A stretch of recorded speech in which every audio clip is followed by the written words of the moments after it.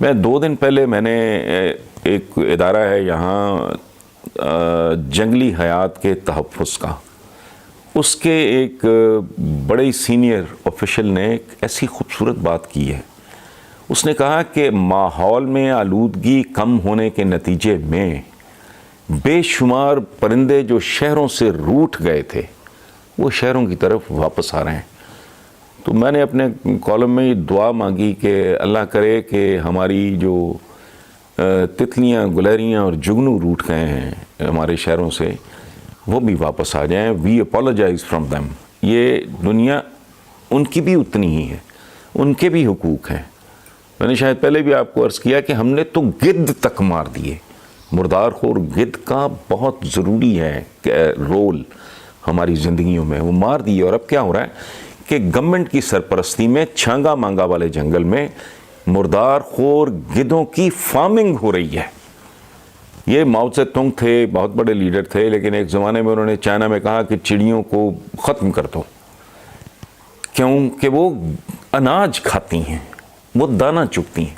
چڑیاں مار دی گئیں تو ان کو ہوش ٹھکانے آ گئے، چونکہ ان کو پھر سمجھ آئی کہ یہ چڑیاں صرف دانہ ہی نہیں چگتی، وہ حصے دار ہے ہر مخلوق اللہ پاک کی.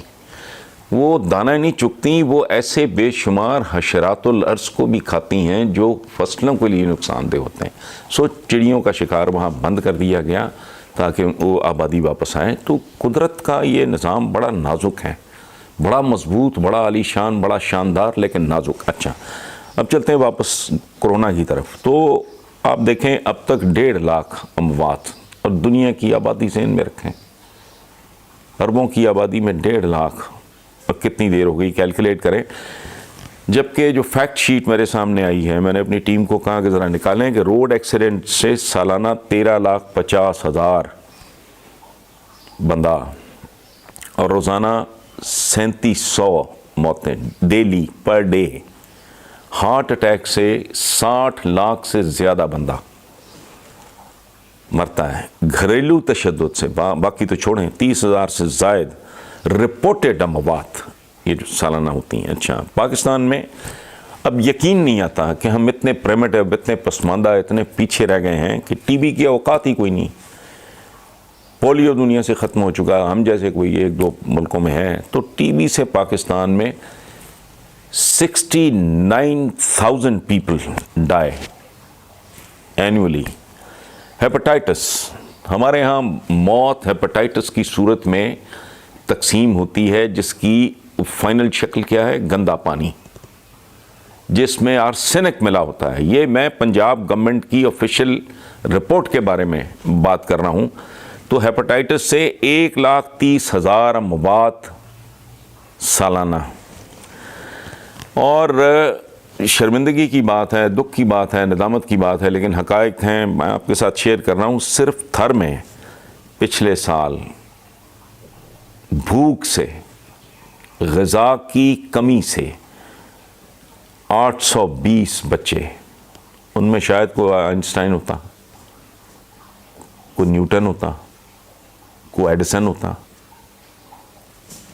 اللہ بہتر جانتا ہے. 820 بچے صرف خوراک پوری نہ ملنے کی وجہ سے مر گئے. اچھا، تو اس صورتحال میں اگر اب تک 1.5 لاکھ اموات ہوئی ہیں تو اللہ سے ڈرنا چاہیے. اپنی کہتے ہیں نا، آپ ہی اپنی اداؤں پہ ذرا غور کریں، اپنے کرتوتوں پہ، اپنی پرفارمنس پہ. بحیثیت انسان اجتماعی طور پہ ہمیں سوچنا چاہیے کہ کیا صورتحال ہے. واقعی صورتحال یہ ہے کہ الرٹ رہیں، احتیاط کریں. باقی گھبرانے کی ضرورت نہیں ہے. لیکن ہمارے ہاں جو ایک تاثر ہے بہت غلط، بہت جہالت سے بھرا ہوا، وہ کیا ہے کہ جی جو رات قبر میں آنی ہے، وہ بھائی ایسا نہیں ہے. ایوریج عمر اگر آپ دیکھو، اوسط عمر اگر آپ دیکھو، اسکینڈینیویا کی اور ہے، پاکستان کی بالکل ہی کہیں سے کہیں پہنچی ہوئی ہے. مہذب دنیا میں جہاں ٹریٹمنٹ ہے، جہاں انوائرمنٹ خوبصورت ہے، جہاں خوراک خالص ہے اور بہتر ہے، جہاں غیر ضروری ٹینشنز نہیں ہیں، وہاں ایوریج عمر زیادہ ہے. تو اس کا مطلب ہے جو رات قبر میں آنی ہوتی ہے وہاں وہ رات ذرا آگے چلی جاتی ہے. کو 10 15 20 سال آگے چلی جاتی ہیں. یہ غلط ہے. اور پھر جو کہتے ہیں جی موت تو جب آنی ہے تو آنی ہے، وہ ایسا نہیں ہے. جس کا یہ کلیم ہے کہ جب آنی ہے تو آنی ہے، اس کا یہ مطلب نہیں ہے. بات درست ہونے کے باوجود غلط ہے. اگر ایسی بات ہے جس کا یہ بڑا دعویٰ ہے، وہ مینار پاکستان پہ چڑھ کے چھلانگ مارے، پھر میں دیکھتا ہوں کیسے نہیں آتی. ایسا نہیں ہے. سو ہماری بے شمار حرکتیں ہوتی ہیں خودکشیوں جیسی. اب ایک چھوٹا سا بریف، بہت ہی چھوٹا، بہت ہی معمولی، کہ 14ویں صدی میں پلیگ پھیلا یورپ میں، 25 لاکھ بندہ صاف ہو گیا، حالانکہ اس وقت دنیا کی آبادی نہ ہونے کے برابر تھی. 14ویں صدی کی میں بات کر رہا ہوں. اچھا، 18ویں صدی تک یہ سلسلہ چلتا رہا جو بہت ہی بھیانک ہے. اس کے نتیجے میں کیا ہوا؟ مین پاور ختم ہوئی اور پتہ نہیں کیا کچھ ہوا.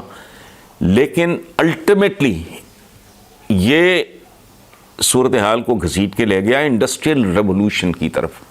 یعنی انسان ایک نئے اور انتہائی روشن اور ماڈرن عہد میں داخل ہو گیا، جس کے نتیجے میں اسٹیم انجنز بھی آئے، تو ریلوے بھی آئی، تو جہاز بھی آئے، اور کاریں بھی آئیں، اور پتہ نہیں کیا کیا کچھ ہوا. پھر اس کو گریٹ ڈپریشن کا سامنا کرنا پڑا اس قرۂ ارض کے انسانوں کو. لاکھوں لوگ متاثر ہوئے. سیکنڈ ورلڈ وار، خاتمہ اس کا سیکنڈ ورلڈ وار کے آغاز سے ہوا، جس میں 8.5 کروڑ کے قریب لوگ. اچھا، کہنے کا مقصد صرف اتنا ہے کہ الرٹ رہیں، بہت احتیاط سے کام، لیکن غیر ضروری ٹینشن لینے کی قطعاً کوئی ضرورت نہیں ہے. ہماری تو بنیادی تربیت ہے اعتدال اور میانہ روی کی. میں پہلے بھی عرض کر چکا ہوں، اور اعتدال اور میانہ روی کا حکم ہے ہمیں عبادت سے لے کے کھانے میں. تو اب اگر ہم تھوڑی سی اگر کوئی احتیاط کر لیں گے، اور تھوڑا سا میں سمجھتا ہوں کہ اس کے بعد جو لائف سٹائل ہے وہ چینج ہوگا، انسان کا وے آف لائف. بے شمار چیزیں انسان کو ریکنسیڈر کرنا پڑیں گی، ری وزٹ کرنا پڑیں گی، کہ بھائی یہ جو قرۂ ارض ہے یہ کوئی باپ کی بری یا وہ اماں کے جہیز میں نہیں آیا. بے شمار مخلوق ہے، پرندے ہیں، درندے ہیں جنگلوں کے، مچھلیاں ہیں، پوری ایک آبی حیات کا سلسلہ ہے. یہ ان سب نے بھی زندہ رہنا ہے. تو وہ جو میں نے عرض کیا کہ یہ ابھی اتنی خوبصورت لگی مجھے یہ خبر کہ بے شمار پرندے جو روٹ کے چلے گئے تھے شہروں سے، وہ واپس آ رہے ہیں. تو اللہ کرے تتلیاں بھی ہمیں معاف کر دیں اور واپس آ جائیں، اور ہم بہتر انسان بن کے صحیح معنوں میں جسے کہتے ہیں نا اشرف المخلوقات، تو ان سے اشرف ہونے کا ثبوت دیں، اور ان پہ بھی رحم کریں، ان کو بھی سپیس دیں. قرۂ ارض جتنا ہمارا ہے اتنا ہی حق اس پہ باقی مخلوقات کا بھی ہے. Thank you very much.